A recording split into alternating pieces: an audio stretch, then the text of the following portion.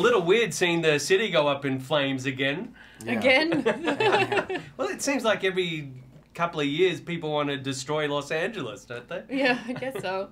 I guess the wildfires pretty much take care of that. I'm like, Los Angeles is kind of like a good backdrop to have an invasion, I guess, because there's wildfires and there's earthquakes, and it's used to that kind of turmoil.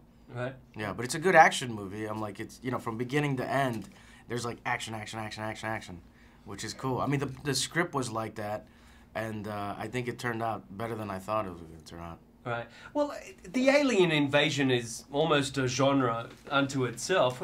What do you think makes this one a little different? I mean, one of the things that I saw even when I was watching it is that you really get involved with the characters and the whole ride from the beginning. I mean, you start caring about some of the soldiers, you care about these civilians and these kids that are trapped, and as the picture keeps rolling on, and your intensity of rooting for these people just gets higher and higher and higher.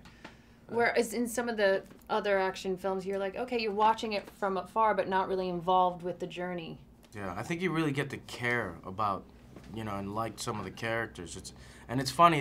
You know, you have to have some kind of character development, but here it doesn't stop for character development. There's like, you know, there's always something happening underneath. So you get to, and then, you know, there's almost everybody has like a couple of scenes where, like, you know, you know, you focus on their story for a little bit, and then you get, you know, but it's within the action, you know, and also it's shot kind of documentary style, which for me is a little different, because I'm like, anytime you think of Alien, like, you think of really glossy kind of, you know, action movie, and this one is kind of like, for me, it's like the, you know, like Born Supremacy, Children of Men kind of thing, which those kind of movies I really enjoy. Right. Well, you've played soldiers before, right? Yeah, but it was different. That you didn't in this film. But it was different because it's like, you know, in Lines for Lance, for instance, like, it was very little action and more interaction, you know, and which it was good for that story.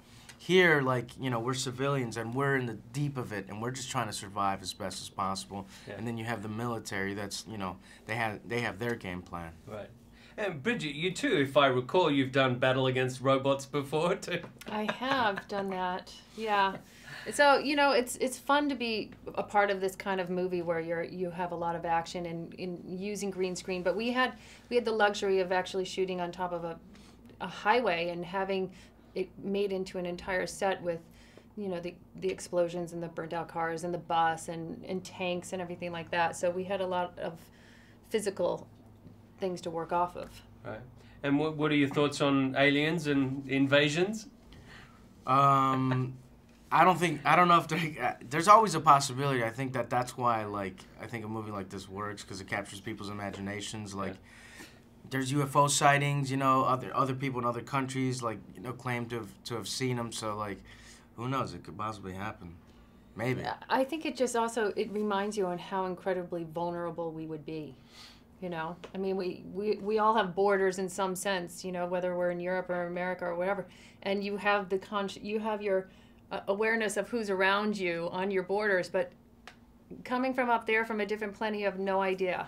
Right. It's the complete unknown. Yeah.